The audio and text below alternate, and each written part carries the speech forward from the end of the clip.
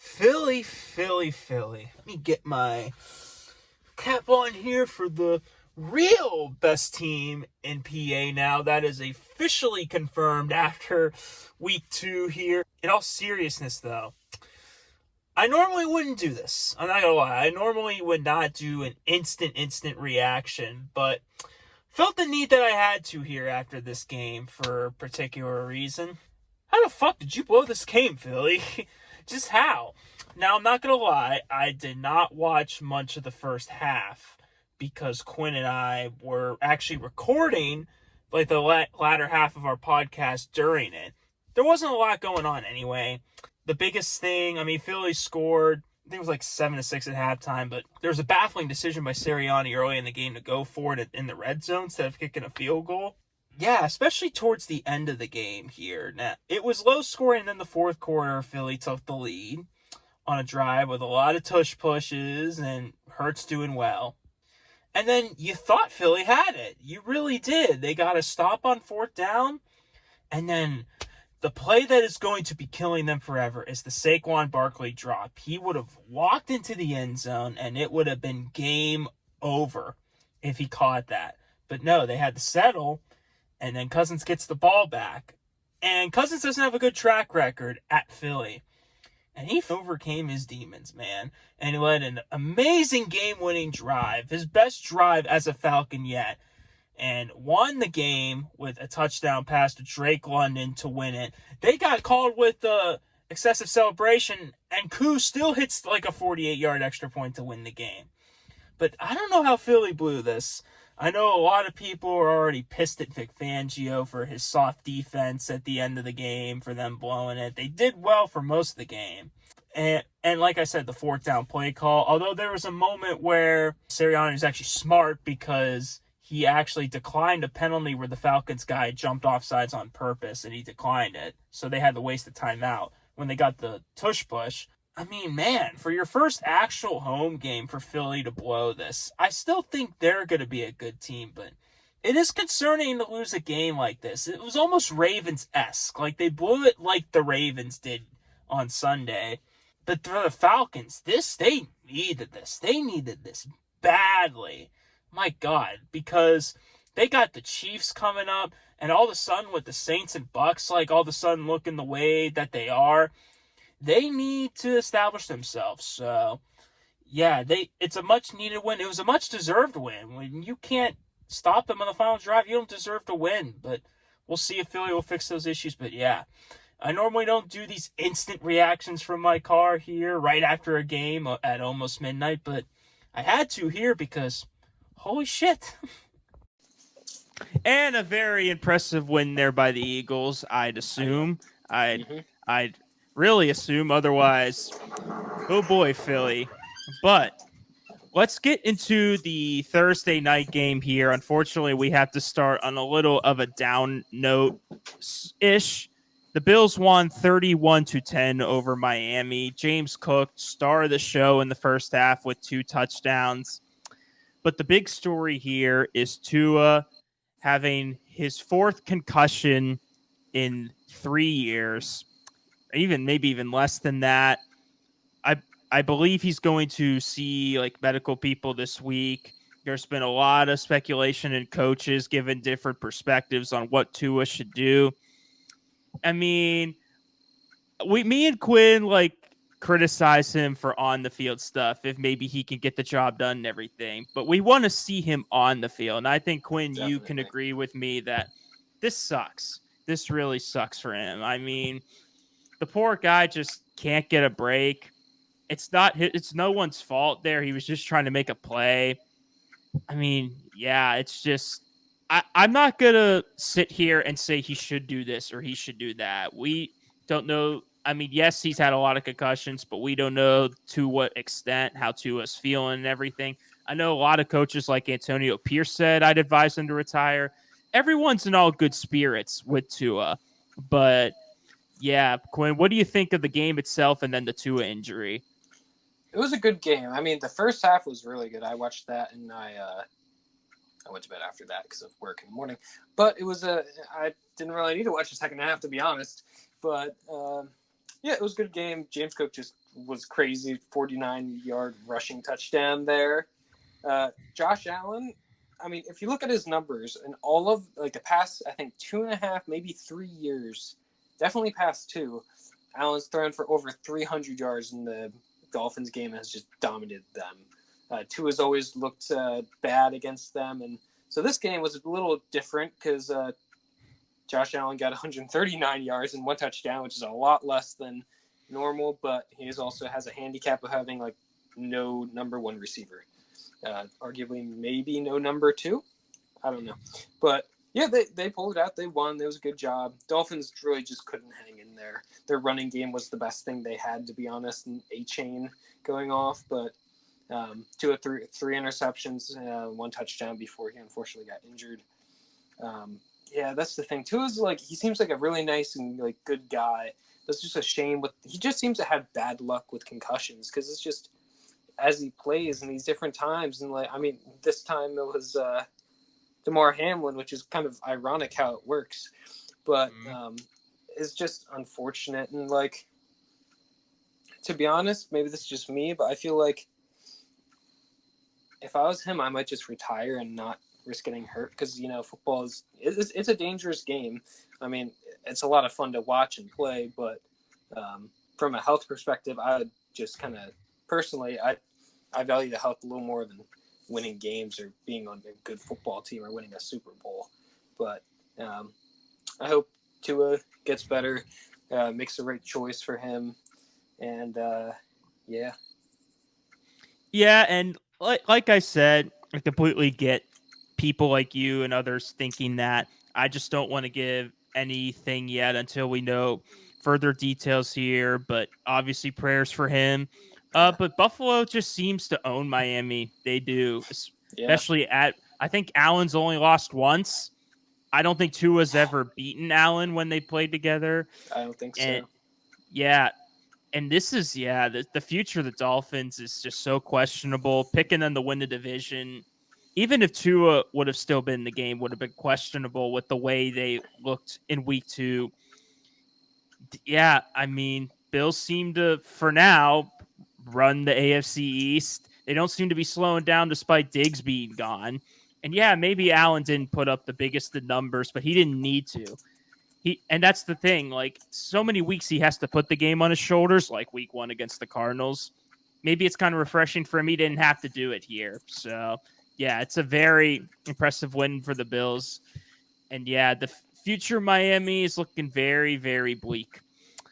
But let's get into one of the upsets of the week. I wouldn't say the upset, but one of the biggest, and that is the 49ers going down to Minnesota. Sam Darnold, is he for real? Is he on a career resurgence? He looked pretty good here. They won 23-17. Darnold threw for 2 TDs and a pick, including that beautiful pass to Justin Jefferson for like a 98-yard touchdown. Purdy did okay. He had 319, a touchdown and a pick. Jordan Mason had another good game with exactly 100 yards and a touchdown. For me, this game, I mean, I don't think Purdy did as bad as people say he did. I think people are kind of on him just because Darnold outplayed him. But the Niners defense didn't show up for a lot of the game. The secondary struggled. I saw when that Jefferson had that 98-yard touchdown, there was a joke like, "Oh, the ref ran faster than the secondary. Sign him up." But I mean, maybe a common theme here with some of these games, Quinn. Maybe the Vikings, we don't want to overreact. It's week 2. They might be better than you and I thought they'd be. Yeah. It's a possibility. They still have probably the best receiver in football in Jefferson. The running game wasn't that good, but it didn't matter at the end of the day because passing game made up for it. Yeah. And the Vikings defense stuffed them on a lot of plays. Like, the Niners got a little bit things going, but at the end of the day, the Vikings offense was just enough to survive against the Niners. It was just too little too late when the Niners tried to get back in the game. So, yeah, I'm impressed. And it's weird. The Vikings seem to own the Niners because last year they beat them too when they were heavy. Yeah. When they were heavy underdogs. So I don't know. Maybe it's a common trend. I'm not Well, I'm not too worried about the Niners, but hearing about more news here, not exactly breaking news. We had breaking news about McCaffrey being injured last week. He's going to be out for a while. They don't know if he's going to come back till mid-October, towards the end of October. So it seems like this calf injury, whatever injury they had no clue how severe it was till just now. So I will say Mason maybe can kind of like get that stress and relief off the fans of like, oh shit, like he's out. He's no McCaffrey, but he's still doing well. I think the team will be fine in itself, but if they want to, they need to have him healthy for January if they want to go on another run here. But yeah, very impressed by the Vikings. So I saw something pretty interesting that Mason was in an interview and was told he was going to start a few days before the game, I think Thursday or something. And he said that to the media. And oh, yeah, the week one game. Yeah, that could get him in some hot water with not putting him on IR or something about putting the info out about McCaffrey being out. I thought that was pretty interesting, and it also annoys me because, a lot of people play fantasy, including us. So that is very useful information if you're playing fantasy, which in that case, it actually helped me because it helped me beat my opponent the first week because he had McCaffrey in. So in that case, it was good, but in most cases, I'm not. Like, that's kind of weird, and I don't like that they aren't telling us that. And again, like, it's not really important. They don't really care about fantasy people. But regardless, I thought that was interesting. But, like, I was kind of hoping the Vikings would win this, and, maybe the Niners just aren't doing so well this year. Yes, they don't have McCaffrey, but Mason did pretty darn well for everything considered. Then again, the Niners' offense is just very good for running backs. And we saw that before McCaffrey got there. And meanwhile, yeah, Mason gets exactly 100 yards and a touchdown on 20 carries. So what's I think is interesting here in this game is the team stats. So total yards, the Niners got 399, Vikings got 403. Passing yards, 297 for Niners, 257 for the Vikings, and 101 rushing, or 102 rushing for Niners, 146 for Vikings. So they had the same amount of yards, but the Vikings just got the points. They just outscored them. They got the points when it mattered. And they got the 97 touchdown to Jefferson. Crazy. Unfortunately, I think he's injured now, or there's some issue with that. But like both teams got 2 touchdowns, but it's just field goals, and like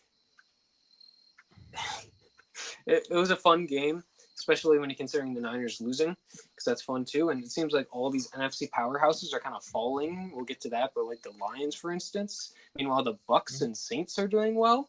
It's an interesting world we're going through right now, but it's crazy to see Purdy having 200 almost 20 yards, Jordan Mason 100 yards, Debo 110 yards. And they lose, Justin Jefferson 133. But it just seems like the defense is what won it there. The Niners couldn't stop the Vikings getting the points, and the Vikings could stop the Niners. And an interesting thing to note here, Debo Samuel's playing like he's the one who just got paid. Ayuk got half the receptions and 43 yards compared to 110 by Debo. Just an interesting note there. Debo seems to be wanting paid more than Ayuk now, and being like, hey, look, I'm a lot better. But yeah, definitely a fun game. Well, you stirring the pot there. I'm just pointing it out. Highest paid, or one of the higher paid receivers in the game. Hey, we have cold takes. That's what it's all about. But let's transition to another team that might be better than we think, and that's the New England Patriots. They might have lost to the Seahawks 23-20 in overtime. But these first few weeks with, I would say, probably a game manager QB in Brissett, probably. That's kind of how he carries himself. They played well. And Seattle, I think they're a good team, but they're kind of benefiting off of an easy schedule for the first few weeks. I feel like they might go back to reality once they face the tougher teams. Not saying they're a bad team by any stretch, but hey, my team capitalized off that too. So you have to win the games you have to, but A win is a win. exactly. But interestingly, Charbonnet had a touchdown. I don't think their other running back played. I think he was injured. If I'm Walker. being correctly, yeah, I think so. Yeah. Gino had 300 yards and a touchdown. Metcalf had a pretty good game and a touchdown. Then Jigba with 117 yards. Popped off. He popped off. So that means Lockett was to the wayside with 15 yards, but he's like the older veteran anyway. Ramondre Stevenson, 21 carries, only 81 yards off of that, but he got a touchdown. Gibson with 11 for 96. So the running game, if you want to combine them, they did pretty well for themselves. And Hunter Henry had over 109 yards. That's crazy. That's I know. Jacoby Brissett loves his tight ends. I will say that. But yeah, that's all I have to say. The Patriots, I still don't think they're going to be anywhere near playoff teams, but maybe they'll have a little bit of a better record than we think, especially if they consider putting Drake May in later in the season. Yeah, I agree. Let's not overreact. But let's overreact, Yeah. Overtime game. The Patriots just lose by 3. The Patriots might be they might make the playoffs this year. Miami, I don't see doing so well. And so it's because of Tua losing Tua, and Patriots could rise up and take the spot. They're a spunky team. They're doing well. It's nothing super exciting, but Hunter Henry just stepping up. That was nice. Jalen Polk started doing some stuff. Got a touchdown too. I've been keeping an eye on him for fantasy because he might be a good sleeper that way. But I think he got almost 10 points there in fantasy at least. But it looks like they're gonna have a good team. Their defense is just good. Christian Gonzalez. They have the Joneses as cornerbacks. They're just good. The Patriots always have a good defense, and Mayo's doing pretty well as his first head coaching gig. The Seahawks are a spunky team. Sometimes they'll beat you. Sometimes they'll not. Metcalf went off. Metcalf, another one that's hot and cold. JSN does pretty well, I think. It's nice to see him getting 117 yards. And then, the Seahawks defense has some talent on it too. So it was a good game. I think the Patriots have some nice promise ahead of them. Absolutely. I do agree with you. As much as the Steelers fans, I hate to say it, but let's go to the Giants at the Commanders. The Commanders winning 21-18. And I didn't watch much of the game, but Quinn, I think the Commanders didn't score one touchdown. I think it was all field goal. It was all field goals that they won. Yeah, their kicker was. Yeah. Their kicker was 7 for 7. The Giants scored a bunch of touchdowns, and if that ain't as Giants as you can get, I don't know what is. I will say a lot of Giants fans have said this, that having talent like Malik Nabers does make a difference.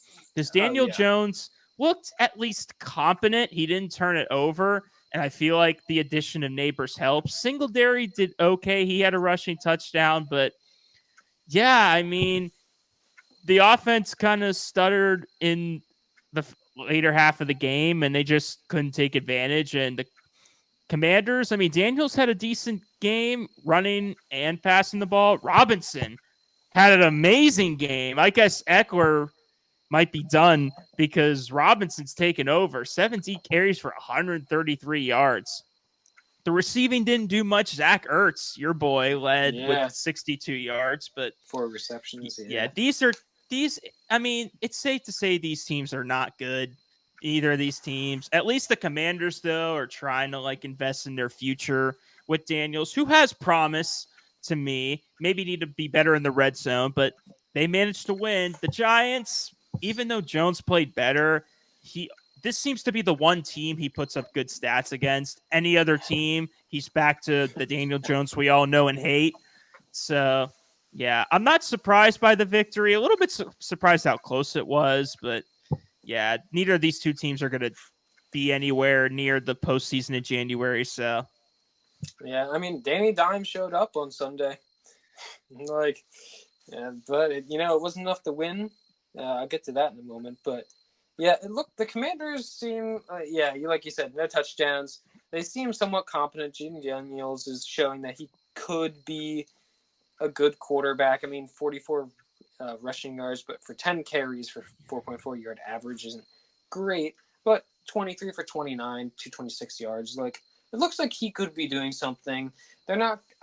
I think they could probably beat the Panthers, but I don't know how many other teams besides the Giants. But, Zach Ertz getting some yards. He's helping them out. Tight ends are a rookie's best friend. And then, the Giants, I feel like, really let this slip out of their hands. I mean, Daniel Jones actually had 2 touchdowns at 178 yards. Like, I mean, Devin Singletary did pretty well. And, of course, Malik Neighbors went off. So it's nice actually having a weapon for Giants fans. I mean, both these teams are horrible and are trash and yada, yada, yada. Not the Eagles, so naturally they're trash. But, yeah, they just – like, you look at the scoring, right? Field goal, all field goals for Washington. Every touchdown for the Giants. First, it was a missed kick. Then it was Malik Neighbors' touchdown, and then failed 2-point attempts. Or 2-point attempt. And then another failed 2-point attempt. It's just like, if you would have just... Okay, the first one was a missed kick. That was bad. But, like, if you would have just made all those 3 kicks, it would have been a tied game. Yep. And then maybe, like, second quarter, don't go for 2. Just, like, settle for 1, be like, okay, that's fine. And then go for it in the fourth quarter. Maybe they'll be a little more surprised. And instead of being like, well, they just went for 2 and they're still down. So maybe they, wonder what they'll do. But I don't know. A lot of could-be's don't really count.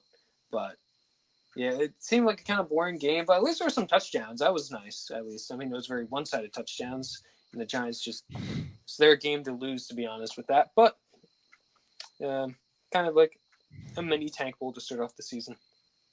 Yeah, tank bowl, baby. Urinating tree. Get those tank bowls rolling in week 2. Another, well, at least one side is a tank bowl. Quinn, this team's in deep, deep trouble, and that is the Carolina Panthers. 26-3, got absolutely crushed. Bryce Young was god-awful, 84 yards and a pick.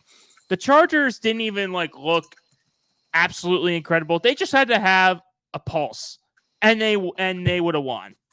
And they did. J.K. Dobbins, I will say, this is amazing. Coming off of so many injuries, having 2 great games to start the year. Your boy Quentin Johnston, who you've texted me a lot about, basically he's not so bad.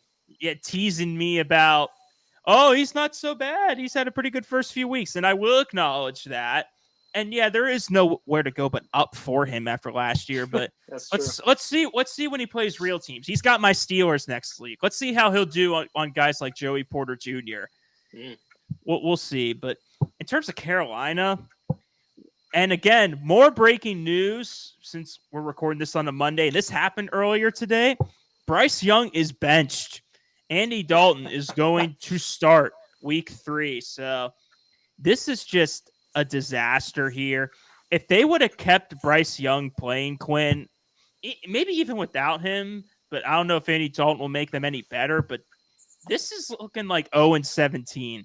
There's a real possibility of that. I know it's week 2, but the Chargers and Saints, I mean, we'll get to them, but at least on paper, to me, they're not the greatest of teams, and to get crushed by both of them, that is concerning to me.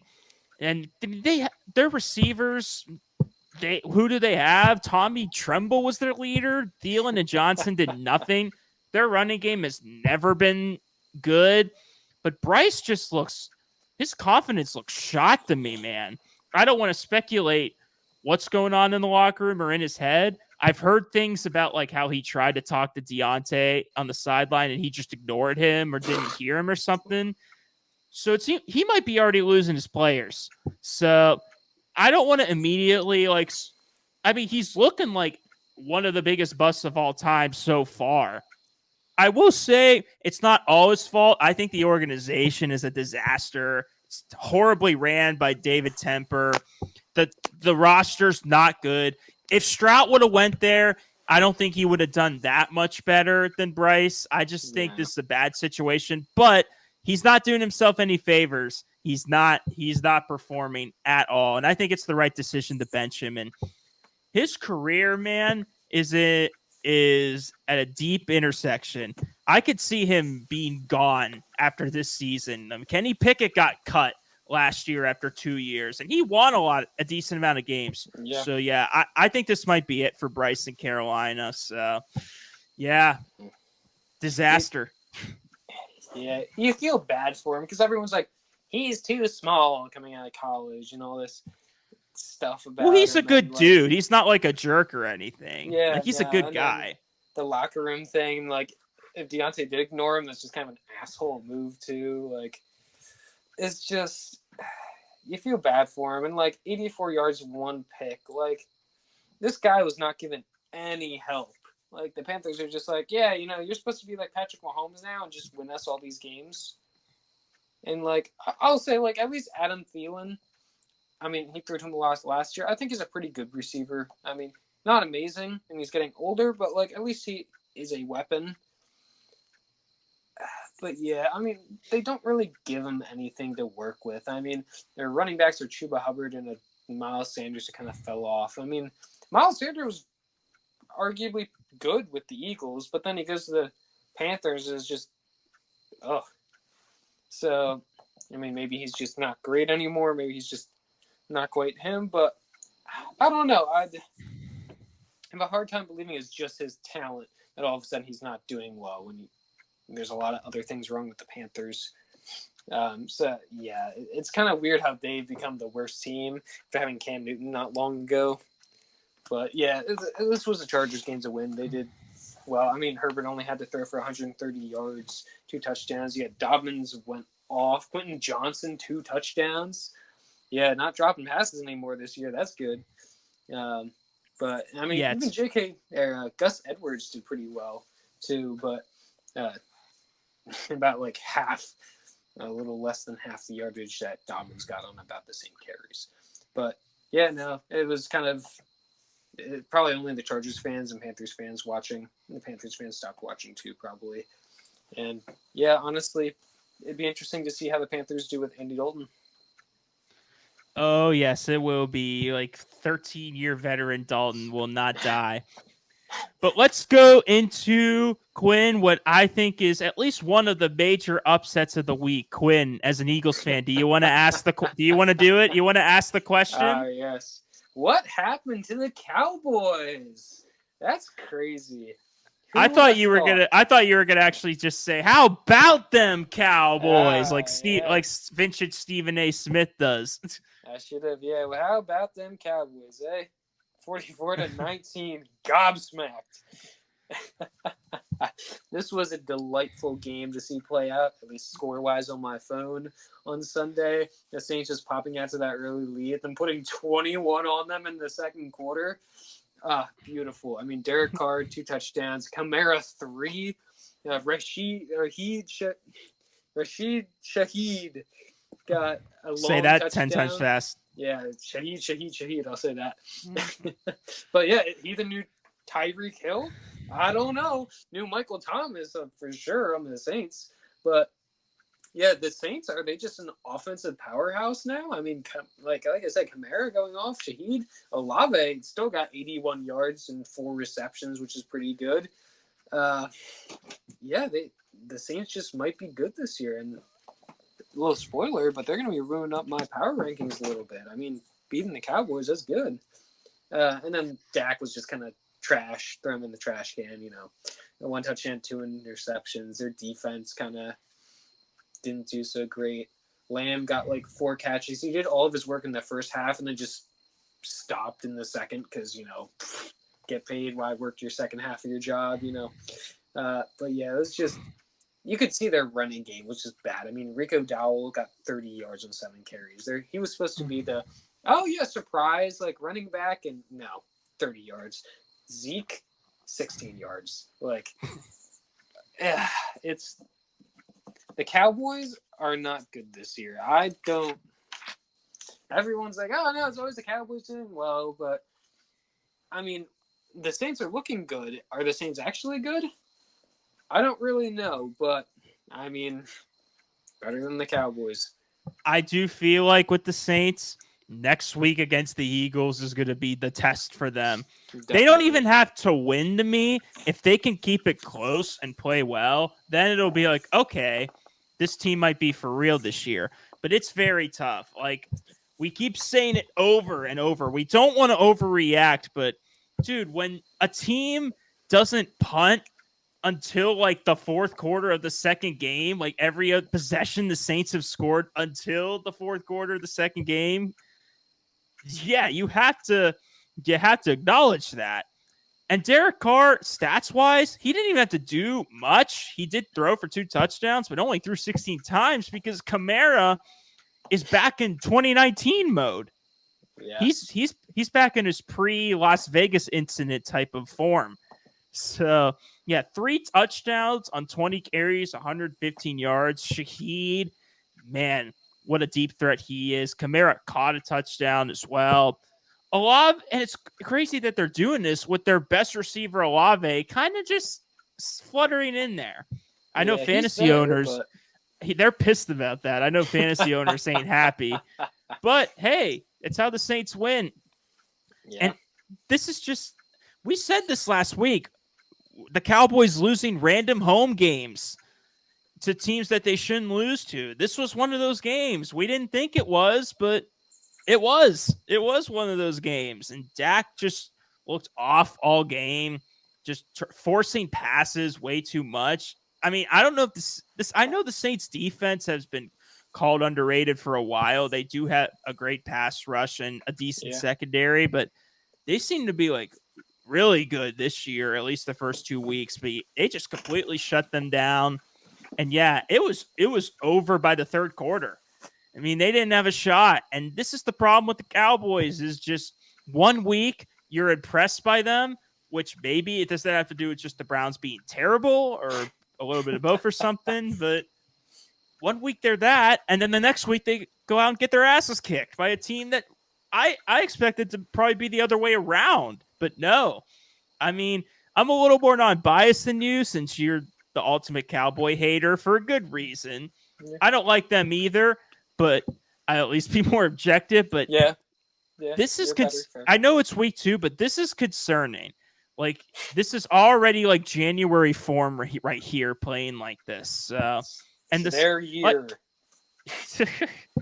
Like I said with the Saints, I think the Eagles game will be a true test for them, but it's a good start. It is. There's nothing else to say about it. So proud of you, Saints. Good job. Yeah, kudos. Let's go to one of your teams, Quinn. The Green Bay mother-loving Packers. Somehow, some way, winning an ugly game against the Colts, 16-10. Malik Willis didn't throw much, but when he did a really good job managing the game. He did much better than I think a lot of people thought. But the star of the day for them was Josh Jacobs. 32 carries, 151 yards.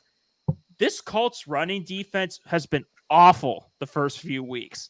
That is a concern. And I think that a few players got injured too. A few of their star defenders for Indy got hurt in the game. I forgot exactly who, but that's maybe. I think you're right. But yeah, that's a concern for them.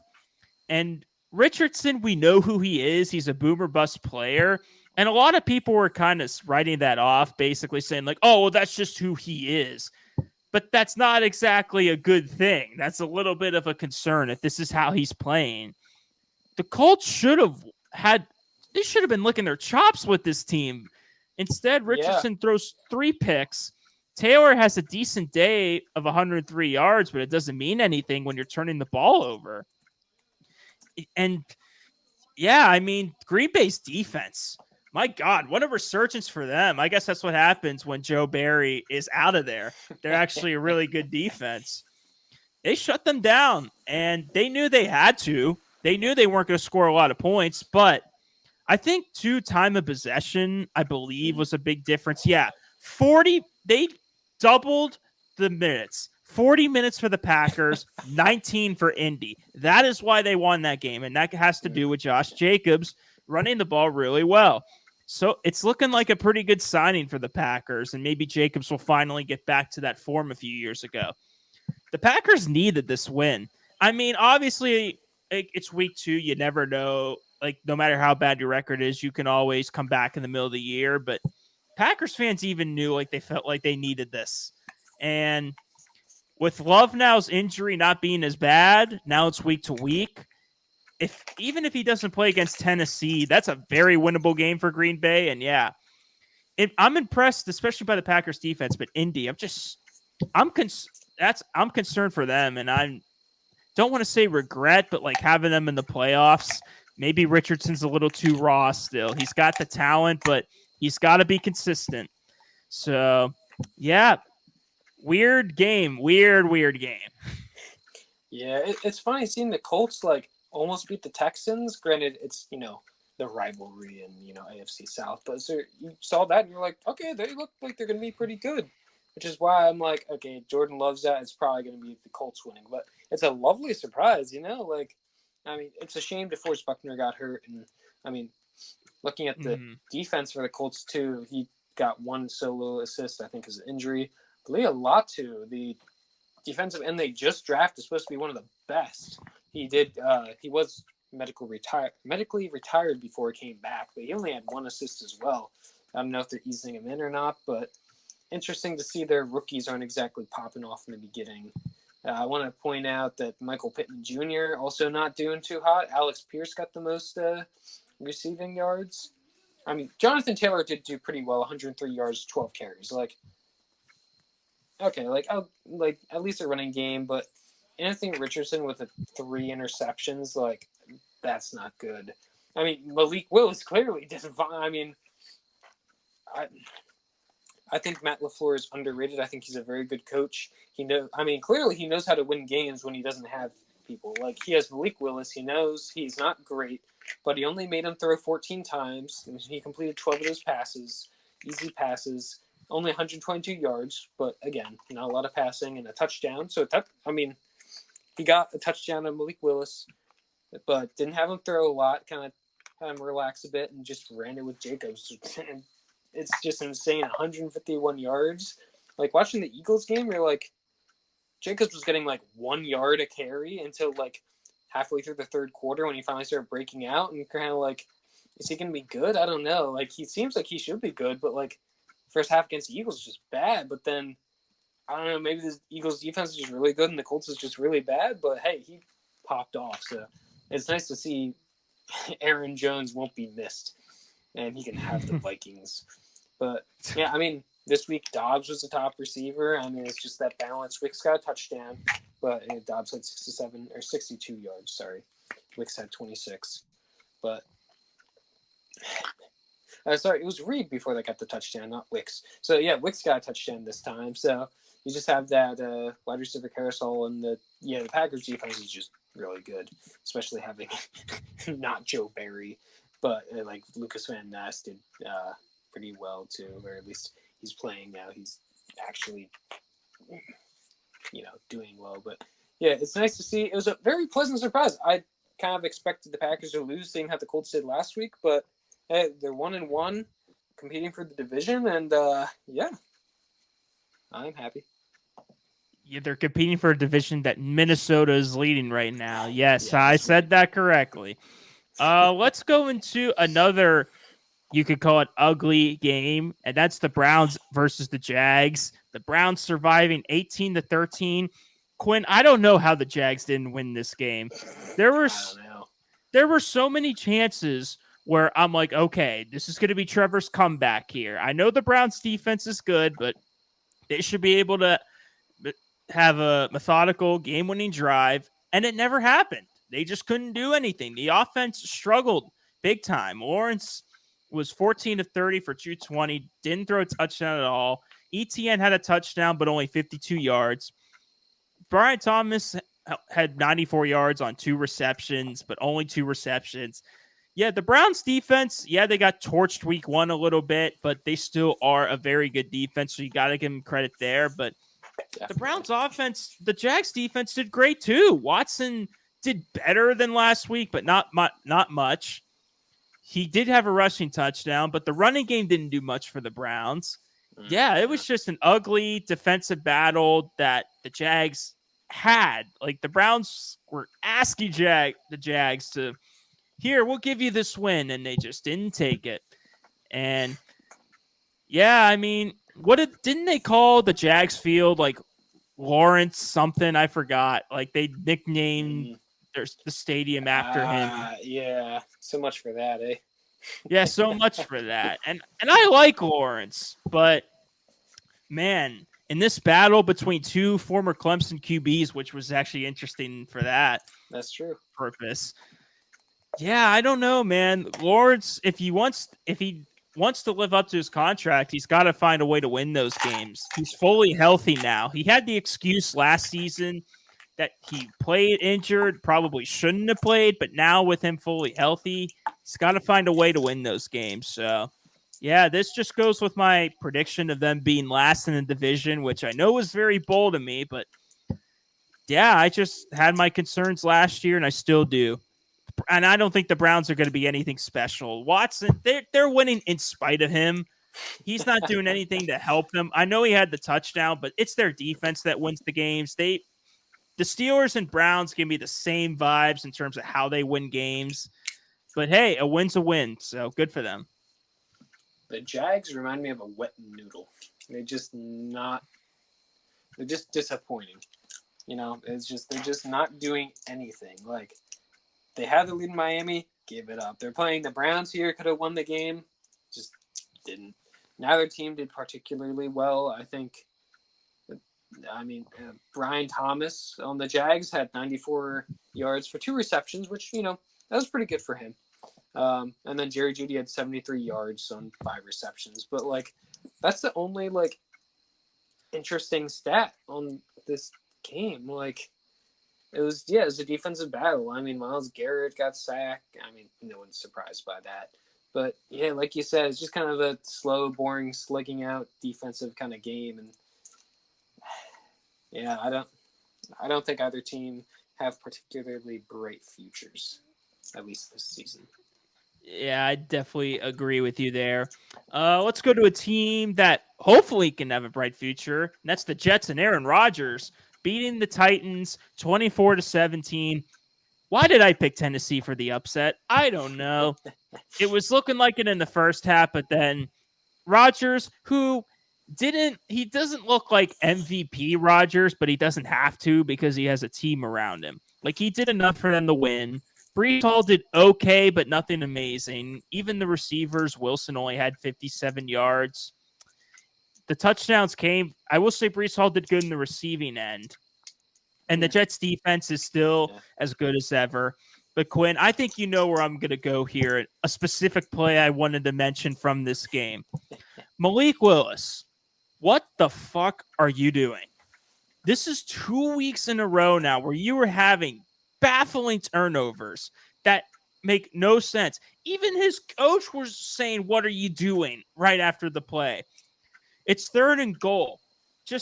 And it's not even the 4th quarter when this happens. Just take the sack. No, he's like diving belly first, and he decides to lateral the ball backwards to his running back. Not even close, and the Jets pick it up. Have you learned nothing from week 1 when you costed your team the game? You are not in college anymore. This costs you games. Just take the sack. I don't get it. I understand maybe like him. I get these QBs trying to make something out of nothing, but sometimes it's smarter to take the sack. And this is what you do. And even if the ball got to the running back, he was going to get tackled anyway. So man, Levis, I don't know what you're doing, man. That's just so baffling to me. But yeah, the Jets earned this win, and that turnover by Levis costed them the game, plain and simple. Yeah. Well, you know, Levis had that one game wonder when he started playing with like 3 touchdowns, and people were like, "Oh, you know, maybe he'll be good." And then Brad's been watching Patrick Mahomes tape, putting mayo in his coffee, thinks it's going to make him Mahomes, and clearly it's not, because he's just bad. I mean, he's a little better this season than last year, but like you said, that turnover is just terrible. But yeah, I mean, it was interesting to see Calvin Ridley rush for a touchdown.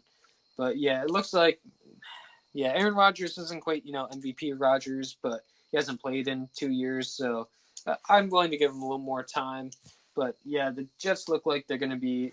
I don't know if they're going to be as good as I thought they might be, but I think a fair 9-8 would be reasonable.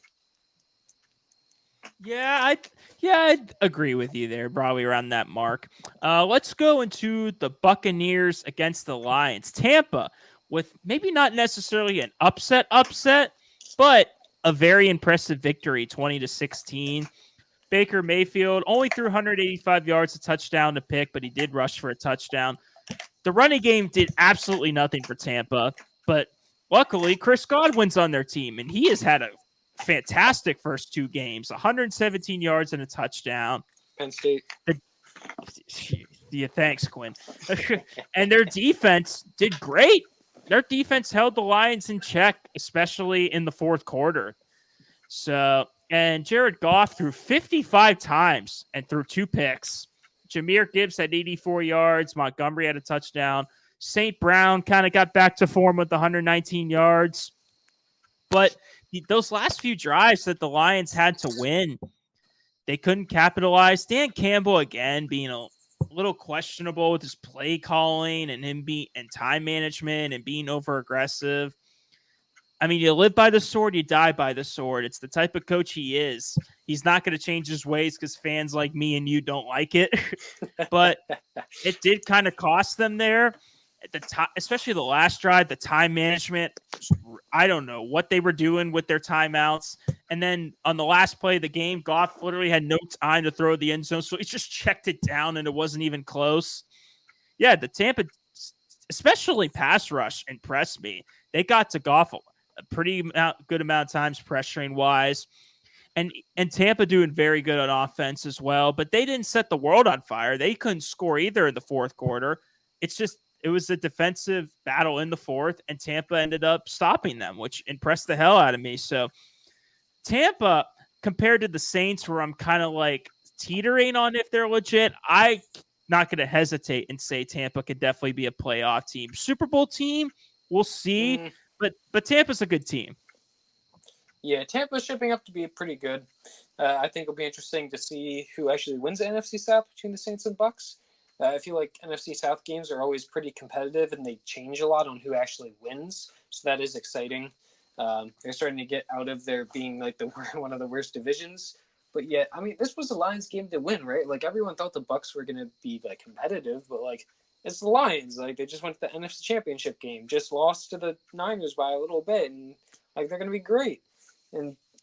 But like here's the thing: Jared Goff passing for 55 attempts passing. Like you see that with like Prescott too. Like throw too much, they don't do well.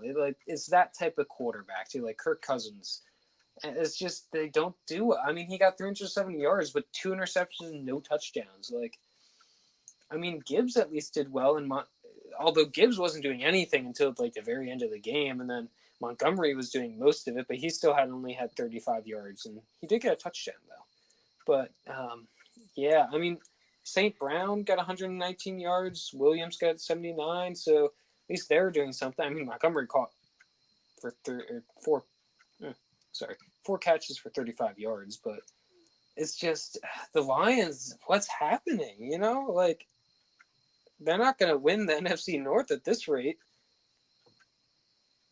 Yeah, I mean, their offense kind of has to improve. Even the Rams could have lost that game. Yeah.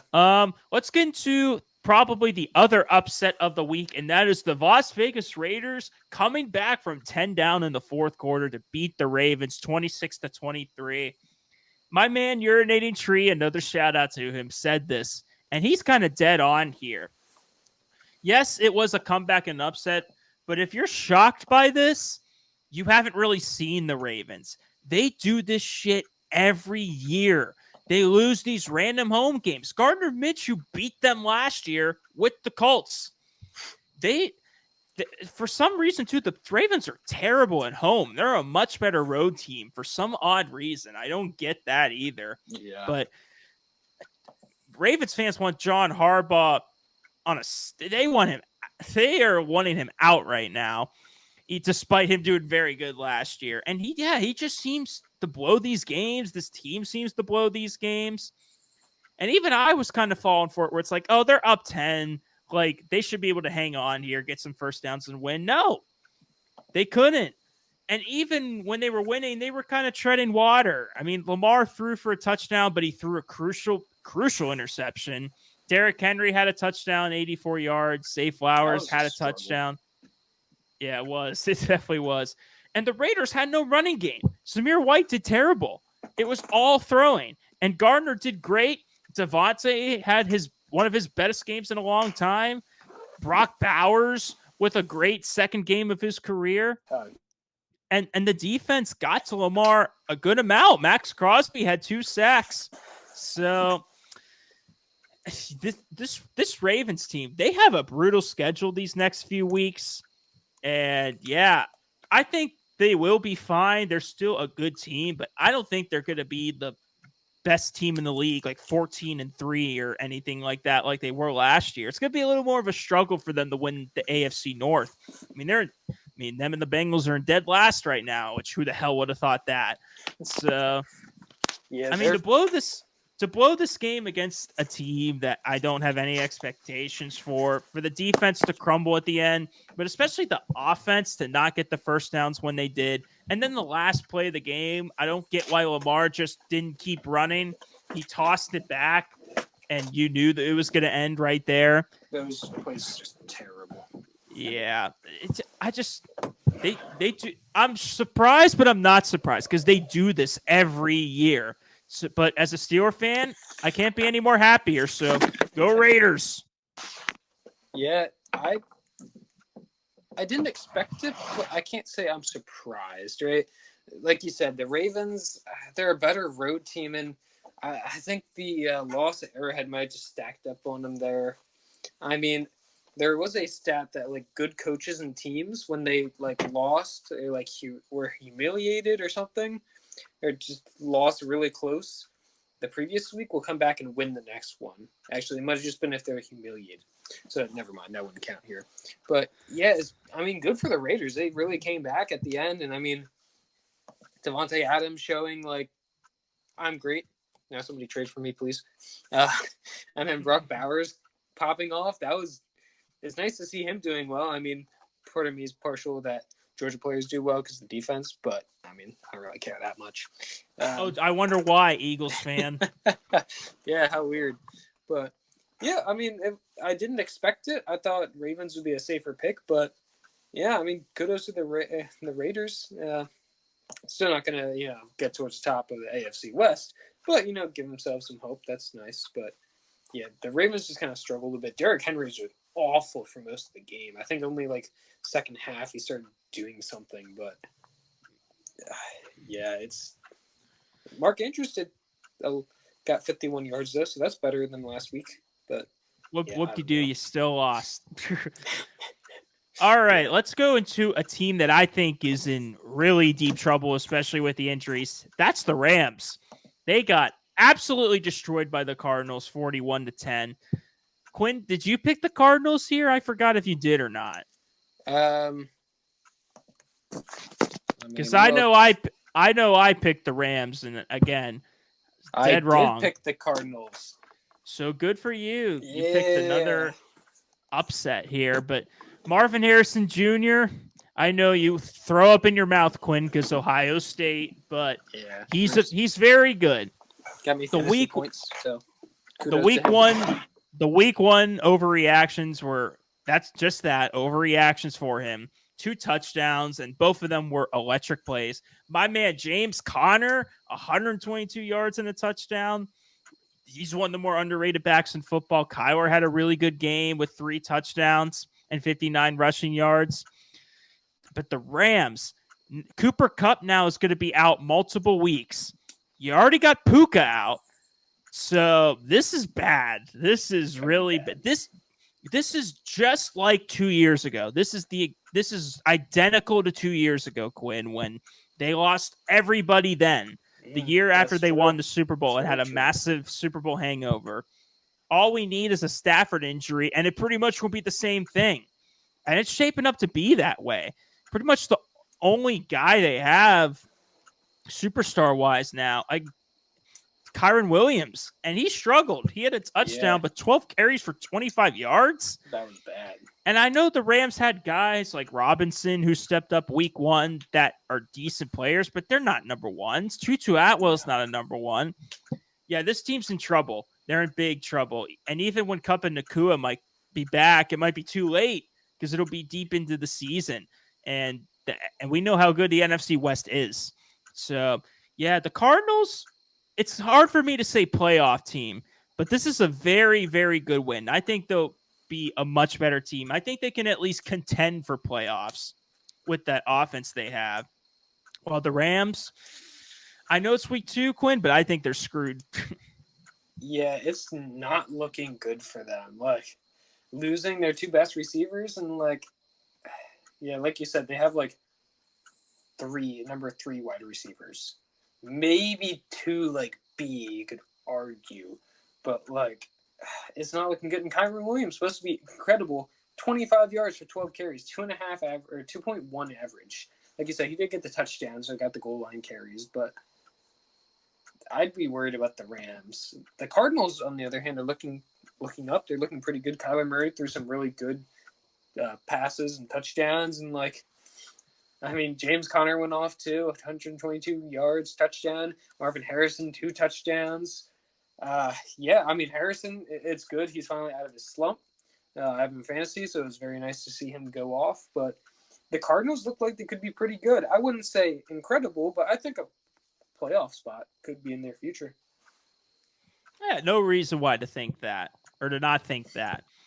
Let's go to a snooze fest of a game. My Pittsburgh Steelers beating the Broncos 13-6 in a game of who wants to punt the football more. In the first quarter, the offense did great. In the first half, the offense did great for the Steelers. They scored a touchdown. I didn't think that was possible. And Fields, again, while the points weren't shown, he did okay passing and running wise. Like, he managed the game. What he does the best is not turn the ball over. We still haven't had a turnover yet. So that's probably been the best part about this team. But yeah, the offense, it concerns me. It absolutely does, despite the win. We're benefiting right now off a paper soft schedule. And I know maybe Atlanta can be good. I don't think Denver's going to be that good. But yeah, these first few games have been paper soft so far. I think the Chargers are going to be the first true test in terms of our team. And I know we're 2-0, but I just think they got to go back to Russ when he's healthy. I just think you can't win these games all the time. You can't win these games 13-6. You're not going to be able to beat teams like the Bills and Chiefs and Niners like this. I've grown to accept the fact that this is how the Steelers win games. It's just how it is. It's been like that for decades. We win ugly, run the football, play good defense. I've grown to accept that. But they got to do something, because we were bringing Russ and Fields in. We were bringing them in just to improve on this, just to improve. So yeah, I think it's a win. A win's a win, but they got to improve. Denver, though, oh boy, Bo Nix, what's going on here, Bo? I don't know, man. I understand he's a rookie. I knew he was going to have trouble against TJ Watt and that defense, but 2 picks. He had a great flea flicker type throw and then immediately undid it with the pick. Running game was awful because they're one of the worst running teams in the league. That's no secret. Yeah, this game was just as snooze fest as you can get. Thank God. I had to miss Chiefs Bengals for this. I watched it on my phone, but in terms of our area where we live, we had to suffer through this game instead of the anticipated Chiefs Bengals rematch. So great for us, I guess. but yeah, Steelers go Super Bowl. They're gonna go 17-0 win Super Bowl. Ugly win, but a win's a win. Yeah, I know we're talking about not overreacting, but Bo Nix is trash. No, I'm kidding. You had them he's go in not the been playoffs, man. great. Yeah. He passed for only almost 250 yards, which is good. But yeah, I mean, one receiver there is 90 yards, 4 receptions. That seems to be a common theme this week of 4 receptions, 90 some yards. But yeah, I mean, your Steelers stuck it out. I mean, you got a touchdown. That was exciting.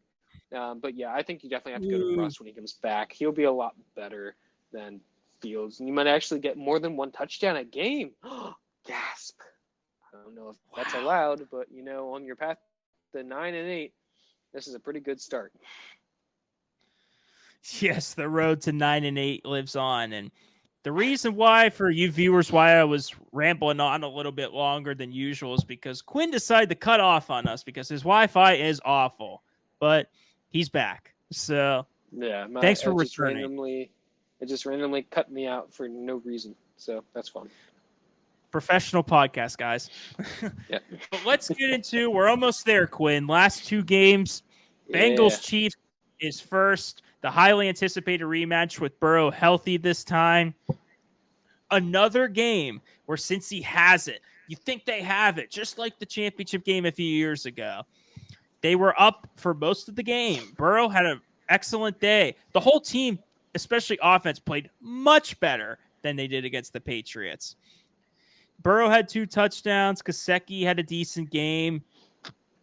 Andrea is, I don't know how to say that last name. He had 2 receptions for 2 touchdowns. So good for him. I think Iosivas, okay, I don't want to get canceled. But he had a good day. Mahomes, kind of an ugly day. 2 touchdowns, but 2 picks. But that's Mahomes for you. He'll try to force some stuff at times. Although I shouldn't say that, though, because the 1 interception was one of the best picks I've ever seen. And there's nothing you can do about that. That was just amazing. To catch that with his front left hand turning around, one-hander, oh my God. That's one of the plays of the year already. That was insane. But guess what? They couldn't capitalize off of that because Joe Burrow had to fumble the ball on 3rd down, and that was the turning point for the game right there. It got them right back in it.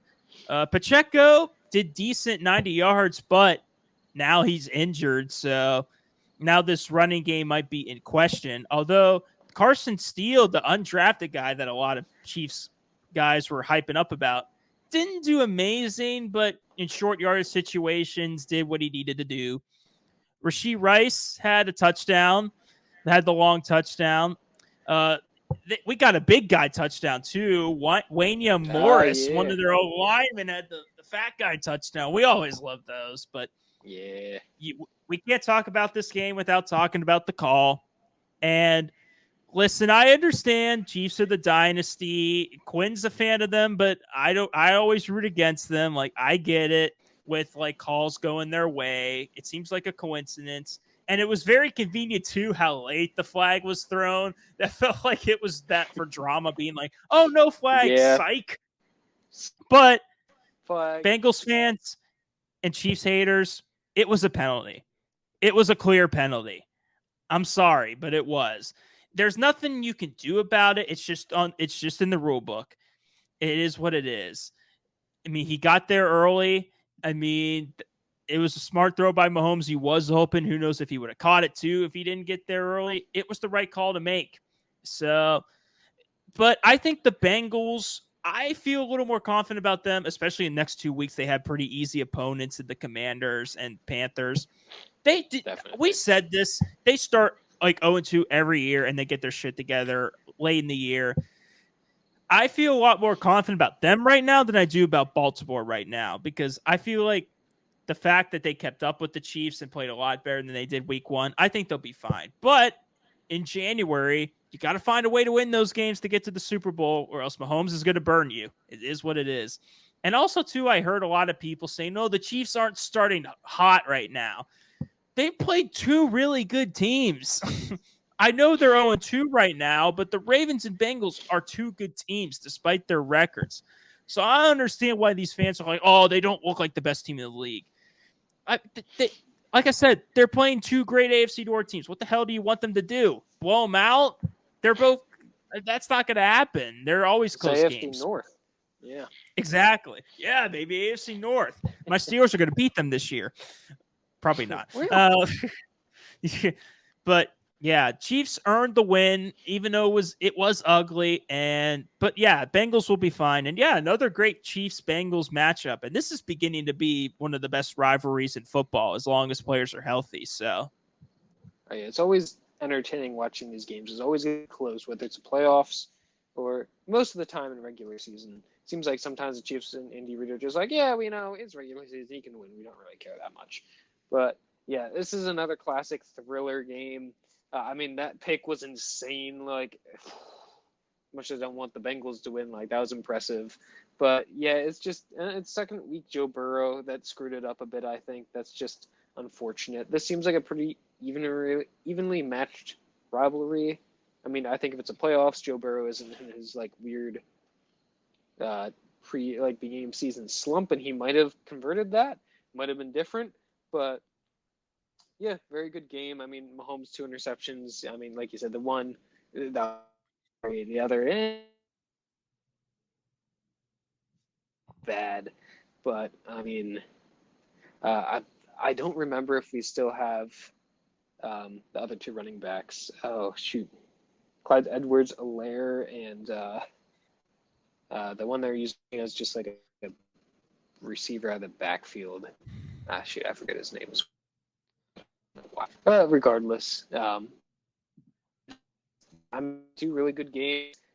Like you said, AFC North is going to be really tough games, and yeah, I mean,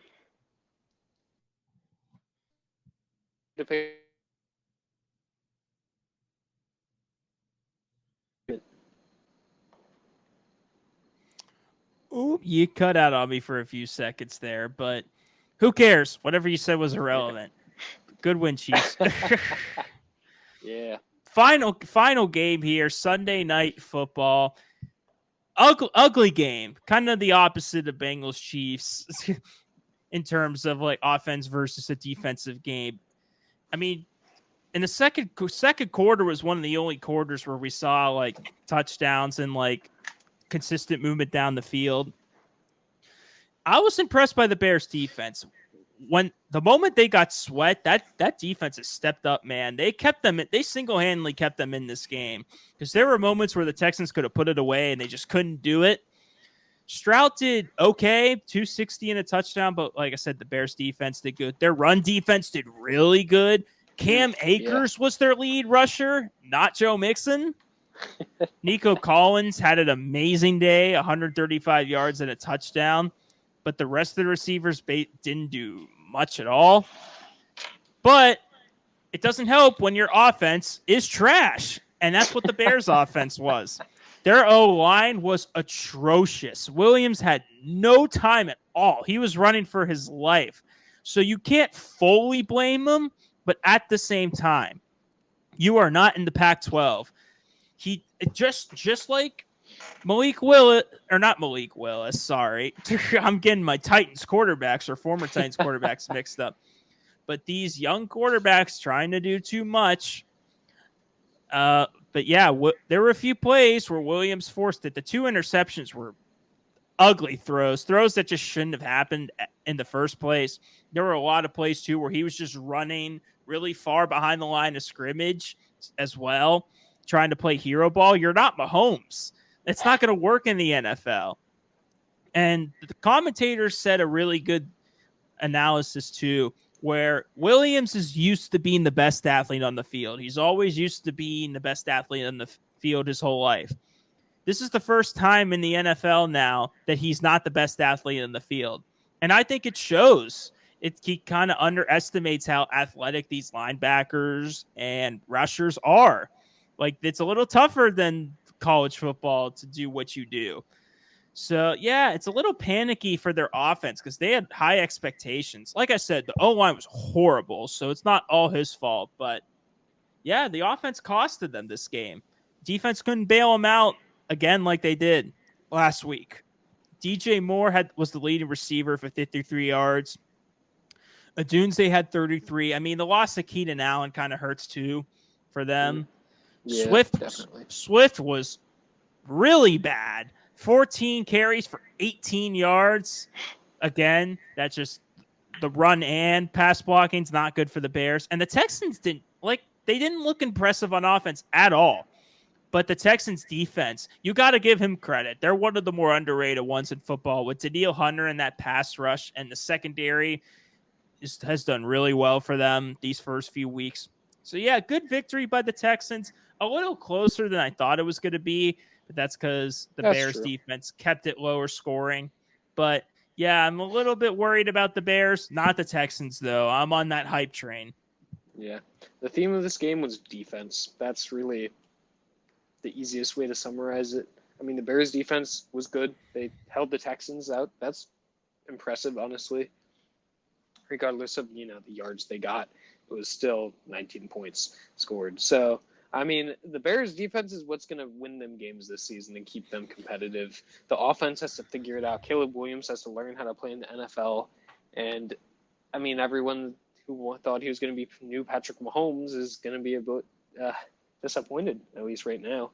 But, yeah, I think Texans win, as we expected. Texans going to be good. It'll be interesting to see how good the Bears defense is compared to others, and that might be a little concerning that the Texans got held low. The Bears defense, not discounting their defense at all, but how is it compared to like the Chiefs defense or I think the Eagles first because we did well last week, but interesting to think about. But defensive kind of boring game. We can't go through one game without you talking about one of your teams. Your defense got torched yesterday. Stop it. But yeah, that's it for our wrong segment, reactions.